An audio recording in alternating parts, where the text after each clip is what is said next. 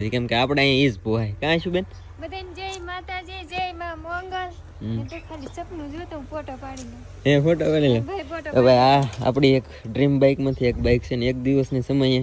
ઓલી એમટી પડી ને બાજુમાં પડી છે બધાને તમારો સપોર્ટ સારો રહો ને માતાજીની દયા રહી તો જોઈ છે હવે પેલા આશુ બેન ને આપણે લઈશું પણ આનું આ શું આ ટાયર કેટલાનું થાય ભાઈ 48 છે બસ ખાલી 48 નું એક ટાયર એટલું બધું નામ કરી નાખીએ મારું કૂપન માંથી અને આ બાઇક નું નામ મને એટલું બધું નથી ખબર